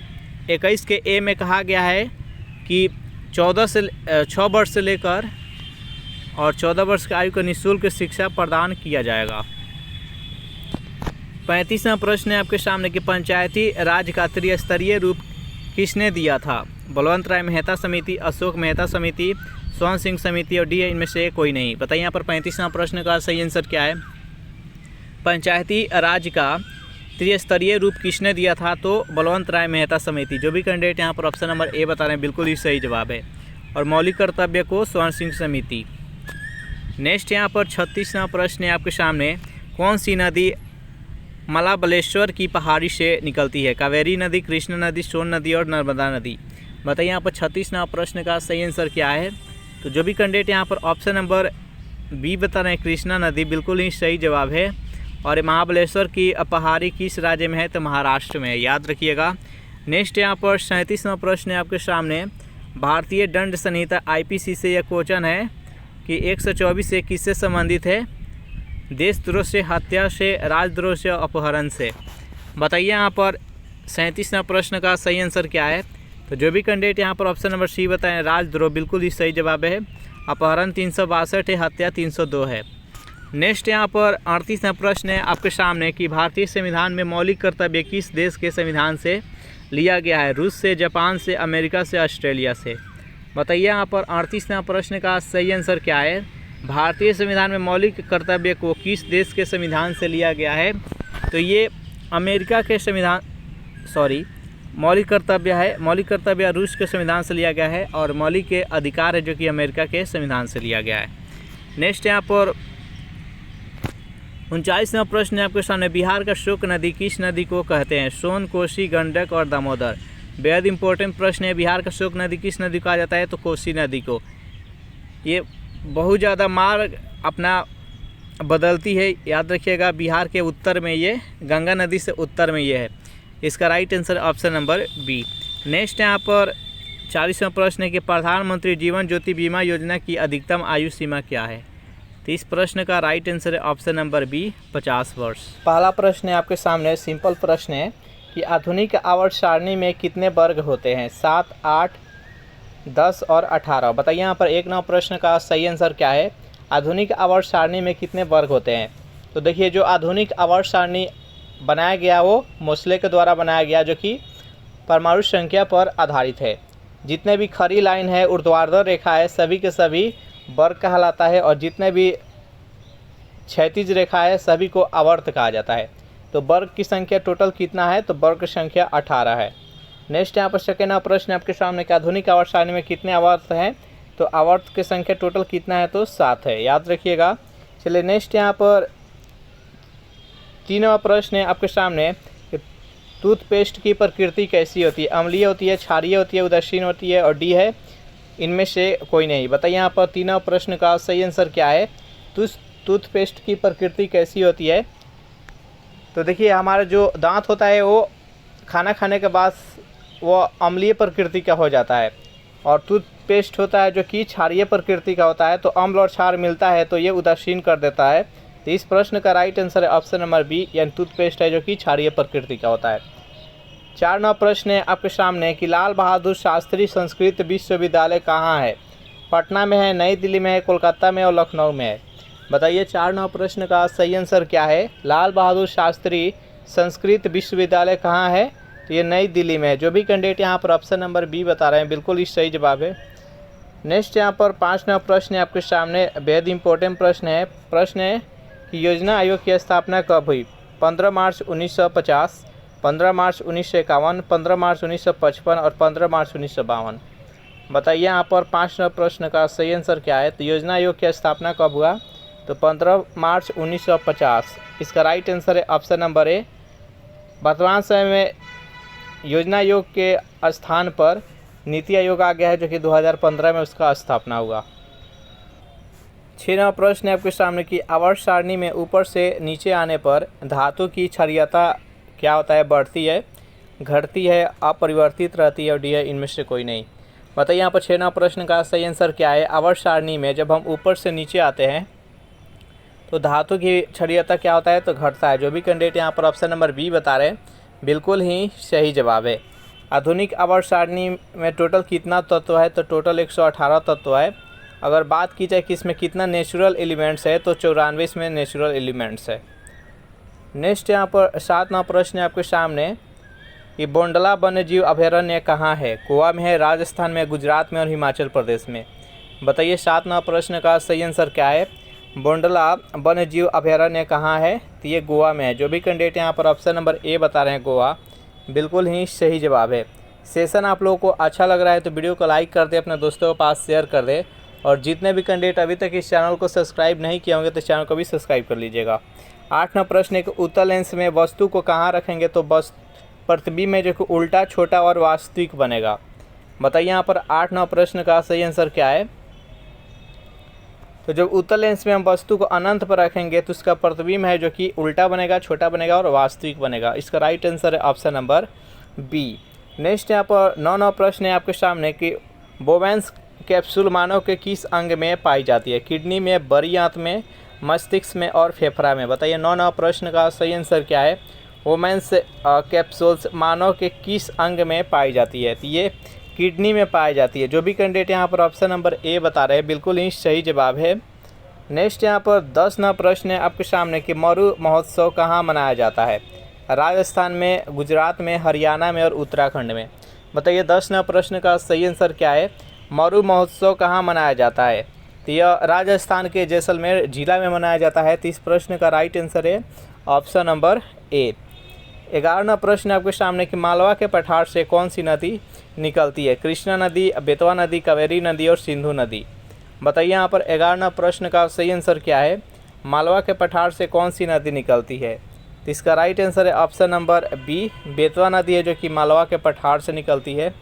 नेक्स्ट यहाँ पर 12वां प्रश्न देख लेते हैं। बेहद इंपॉर्टेंट प्रश्न है कि 1960 में स्थापित केंद्रीय हिंदी संस्थान का मुख्यालय कहाँ है? नई दिल्ली, कानपुर, आगरा और प्रयागराज। बताइए यहाँ पर इसका सही आंसर क्या है। 1960 में स्थापित केंद्रीय हिंदी संस्थान का मुख्यालय कहाँ पर है? तो आगरा में है। जो भी कैंडिडेट यहाँ पर ऑप्शन नंबर सी बता रहे आगरा, बिल्कुल ही सही जवाब है। 13वां प्रश्न है आपके सामने कि ग्राम पंचायत का कार्यकाल कितने वर्षों का होता है? 6, 3, 4 और 5 वर्ष। बताइए यहाँ पर 13वां प्रश्न का सही आंसर क्या है। तो ग्राम पंचायत का कार्यकाल कितने वर्षों का होता है? तो 5 वर्ष का होता है। इसका राइट आंसर है ऑप्शन नंबर डी।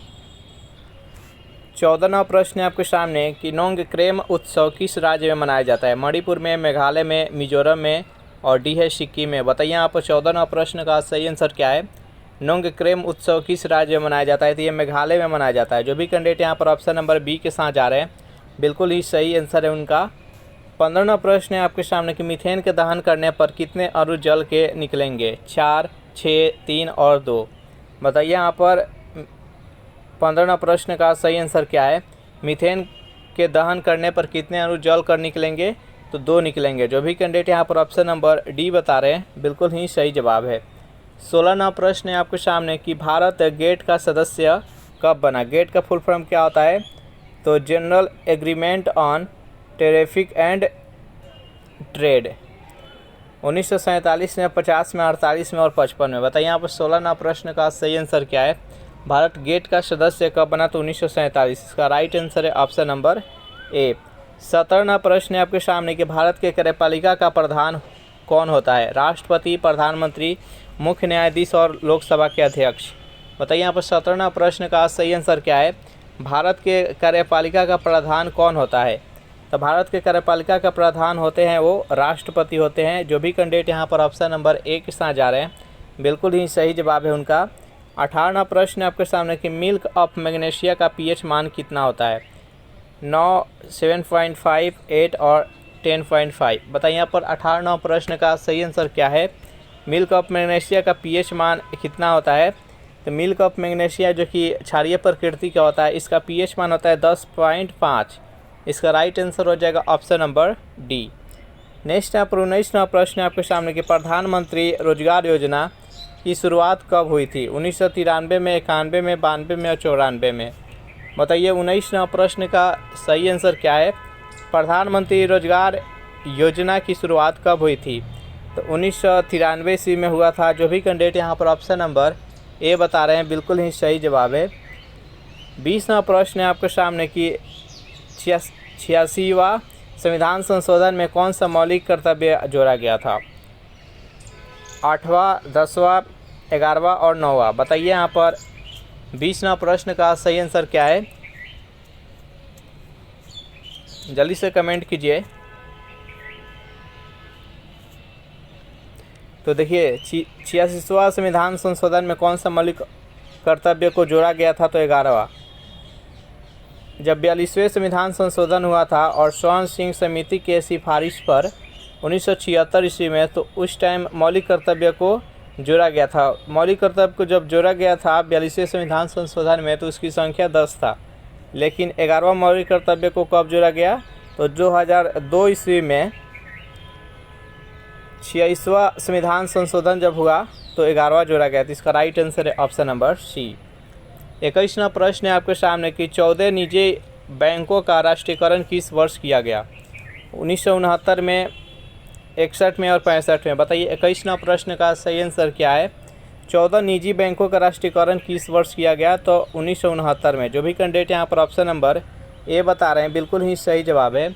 22वां प्रश्न है आपके सामने कि प्राण और दैहिक स्वतंत्रता का अधिकार किस अनुच्छेद में वर्णन है। अनुच्छेद 21 में, 22 में, अनुच्छेद 17 में, अनुच्छेद 30 में। बताइए यहाँ पर 22वां प्रश्न का सही आंसर क्या है। तो प्राण और दैहिक स्वतंत्रता का अधिकार है जो किस अनुच्छेद में है, तो अनुच्छेद 21 में। जो भी कैंडिडेट यहाँ पर ऑप्शन नंबर ए के साथ जा रहे हैं बिल्कुल ही सही जवाब है। 23वां प्रश्न है आपके सामने कि मानव जीवन की उत्पत्ति का सिद्धांत किसने दिया था। चार्ल्स डार्विन ने, अरस्तु ने, प्लेटो ने और रॉबर्ट ब्राउन ने। बताइए 23वां प्रश्न का सही आंसर क्या है। मानव जीवन की उत्पत्ति का सिद्धांत किसने दिया था, तो चार्ल्स डार्विन ने दिए थे। जो भी कैंडिडेट यहाँ पर ऑप्शन नंबर ए के साथ जा रहे हैं बिल्कुल ही सही जवाब है। 24वां प्रश्न है आपके सामने कि चारों वेदों में कौन सा वेद विशेष रूप से कर्मकांडों से संबंधित है। ऋग्वेद, यजुर्वेद, सामवेद और अथर्ववेद। बताइए यहाँ पर 24वां प्रश्न का सही आंसर क्या है। चारों वेदों में कौन सा वेद है जो कि विशेष रूप से कर्मकांडों से संबंधित है। तो जितने भी यज्ञ होते हैं वो सभी यजुर्वेद के माध्यम से होता है। इस प्रश्न का right answer option number B, ये गद और पद दोनों में है, याद रखिएगा। नेक्स्ट यहाँ पर 25वां प्रश्न है कि उपकला ऊतक किस में पाई जाती है। किडनी में, फेफड़ा में, हृदय में और त्वचा में। बताइए 25वां प्रश्न का सही आंसर क्या है।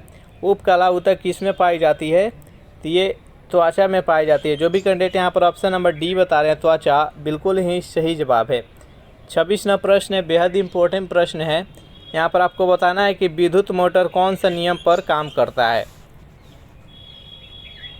विद्युत मोटर जो होता है ये विद्युत ऊर्जा को यांत्रिक ऊर्जा में कन्वर्ट करता है और ये किस नियम पर कार्य करता है, तो ये फ्लेमिंग के बाएं हाथ के नियम पर कार्य करता है।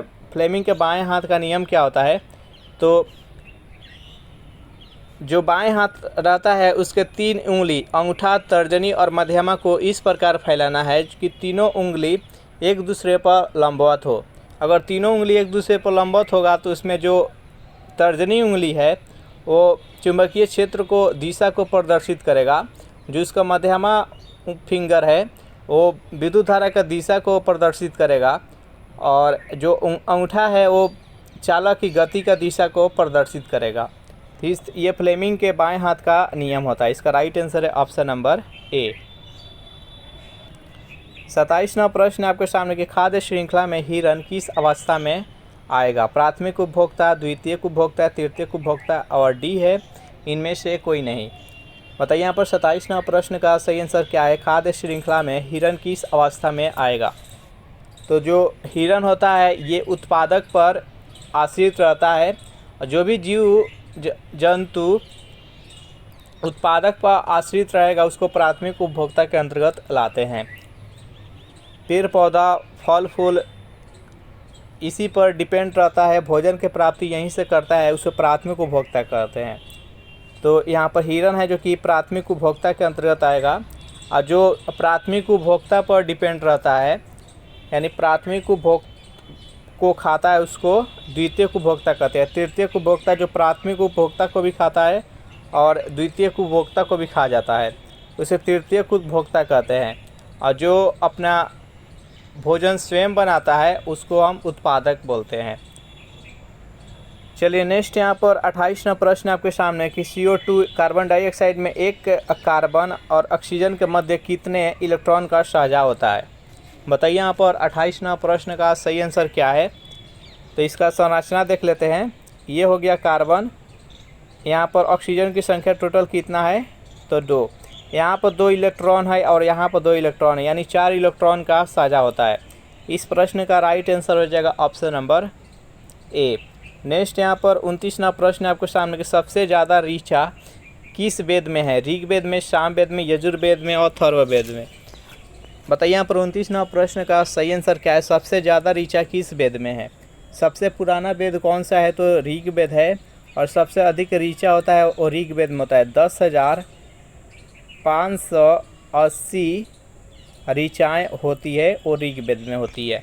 नेक्स्ट यहाँ पर 30वां प्रश्न आपके सामने कि प्रार्थना समाज की स्थापना किसने की थी? स्वामी दयानंद सरस्वती ने, आत्माराम पांडुरंग ने, रामकृष्ण परमहंस ने, ईश्वर चंद्र विद्यासागर ने। बताइए यहाँ पर 30वां प्रश्न का सही आंसर क्या है? प्रार्थना समाज की स्थापना किसने की थी? तो प्रार्थना समाज का स्थापना किसके द्वारा किया गया था? तो आत्माराम पांडुरंग के द्वारा। जो भी कैंडिडेट यहाँ पर ऑप्शन नंबर बी के साथ जा रहे हैं बिल्कुल ही सही जवाब है। स्वामी दयानंद सरस्वती के द्वारा आर्य समाज का स्थापना किया गया था 1875 ईस्वी में, याद रखिएगा। रामकृष्ण मिशन का स्थापना किसके द्वारा किया गया था? स्वामी विवेकानंद के द्वारा 1897 ईस्वी में। चलिए नेक्स्ट यहाँ पर 31वां प्रश्न है कि प्रार्थना समाज का स्थापना किस वर्ष हुआ? तो 1867 ईस्वी में प्रार्थना समाज का स्थापना हुआ, याद रखिएगा। नेक्स्ट यहाँ पर 32वां प्रश्न है आपके सामने कि पाक जल डमरू मध्य भारत को किससे अलग करता है? किस देश से अलग करता है पाक जल डमरू? आपको बताना है। पाकिस्तान से, श्रीलंका से, रूस से और नेपाल से। बताइए 32वां प्रश्न का सही आंसर क्या है? जो भी कैंडिडेट यहाँ पर ऑप्शन नंबर बी बता रहे हैं श्रीलंका, बिल्कुल ही सही जवाब है। सेशन आप लोग को अच्छा लग रहा है तो वीडियो को लाइक कर दे, अपने दोस्तों के पास जल्दी से शेयर भी कर दीजिए। नेक्स्ट यहाँ पर 33वां प्रश्न है आपके सामने कि भारत का सबसे बड़ा विधि अधिकारी कौन होता है? कानून मंत्री, भारत का महान्यायवादी, विधि सचिव और डी है इनमें से कोई नहीं। बताइए यहाँ पर 33वां प्रश्न का सही आंसर क्या है? भारत का सबसे बड़ा विधि अधिकारी कौन होता है? तो भारत का महान्यायवादी। जो भी कैंडिडेट यहाँ पर ऑप्शन नंबर बी बता रहे हैं बिल्कुल ही सही जवाब है। भारत के महान्यायवादी का नियुक्ति कौन करता है? तो राष्ट्रपति करते हैं। इस प्रश्न का राइट आंसर है ऑप्शन नंबर बी। 34वां प्रश्न आपके सामने कि अवतल दर्पण में एफ पर रखी वस्तु का प्रतिबिंब कहाँ बनेगा?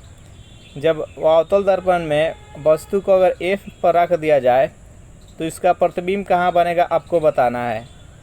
तो जब अवतल दर्पण में वस्तु को हम एफ पर रखेंगे तो उसका प्रतिबिंब है जो कि अनंत पर बनेगा। इस प्रश्न का right answer option number C. और जब अनंत पर रखेंगे तो उसका प्रतिबिंब कहाँ पर बनेगा? तो एफ पर बनेगा। जब वक्ता केंद्र पर रखेंगे तो उसका प्रतिबिंब वक्ता केंद्र पर ही बनेगा, वस्तु के बराबर और उल्टा बनेगा। नेक्स्ट यहाँ पर 35वां प्रश्न आपके सामने कि केंद्र और राज्यों के बीच शक्ति का बंटवारा किस अनुसूची में है? 5वीं अनुसूची, 6ठी अनुसूची, 7वीं अनुसूची और 9वीं अनुसूची। बताइए यहाँ पर 35वां प्रश्न का सही आंसर क्या है? टोटल अनुसूचियाँ कितनी है? तो 12 अनुसूचियाँ है। इसमें से बताना है कि केंद्र और राज्यों के बीच जो शक्ति का बंटवारा है और किस अनुसूची में वर्णन किया गया है? तो 7वीं अनुसूची में राज सूची, समवर्ती सूची और संघ सूची के बारे में वर्णन किया गया है। नेक्स्ट यहाँ पर 36वां प्रश्न है कि पदार्थ की प्रतिरोधकता किस पर निर्भर करता है? तार की लंबाई पर, तार का व्यास पर, तार का घनत्व पर और तार का पदार्थ पर। बताइए यहाँ पर 36वां प्रश्न का सही आंसर क्या है? पदार्थ का जो प्रतिरोधकता होता है वो किस पर निर्भर करता है? तो तार के पदार्थ पर निर्भर करता है। इसका राइट आंसर है ऑप्शन नंबर डी। 37वां प्रश्न है आपके सामने कि रक्तचाप को किससे मापते हैं? चारों ऑप्शन देख लीजिए और बताइए यहाँ पर 37वां प्रश्न का सही आंसर क्या है? रक्तचाप को किससे मापते हैं? तो स्फिग्मोमैनोमीटर के द्वारा मापा जाता है। जो भी कैंडिडेट यहाँ पर ऑप्शन नंबर सी बता रहे हैं बिल्कुल ही सही जवाब है उनका। 38वां प्रश्न है आपके सामने कि सतलुज नदी और तीस्ता नदियों के बीच स्थित हिमालय को क्या कहा जाता है? कुमायूं हिमालय, पंजाब हिमालय, असम हिमालय और नेपाल हिमालय। बताइए 38वां प्रश्न का सही आंसर क्या है? तो उसको कुमायूं हिमालय कहा जाता है। जो भी कैंडिडेट यहाँ पर ऑप्शन नंबर ए बता रहे हैं बिल्कुल ही सही जवाब है। तो इस प्रकार से ये सेशन यहीं पर समाप्त हो रहा है। सेशन आप लोगों को कैसा लगा ज़रूर कमेंट करके बताइएगा। सेशन आप लोगों को अच्छा लगा हो तो वीडियो को लाइक कर दे, अपने दोस्तों के पास शेयर कर दे। और जो भी कैंडिडेट अभी तक इस चैनल को सब्सक्राइब नहीं किए होंगे तो चैनल को प्लीज़ सब्सक्राइब कर लीजिएगा। अभी हम क्वेश्चन का जो लेवल रख रहे हैं प्रैक्टिस सेट नंबर 15 तक क्वेश्चन का लेवल है जो कि इजी टू मॉडरेट रहेगा। उसके बाद से थोड़ा उस क्वेश्चन का मॉडरेट टू हार्ड करेंगे 15 नंबर प्रैक्टिस के बाद से, तभी ऐसा ही क्वेश्चन आएगा। Thanks for watching this video. मिलते हैं नेक्स्ट वीडियो में।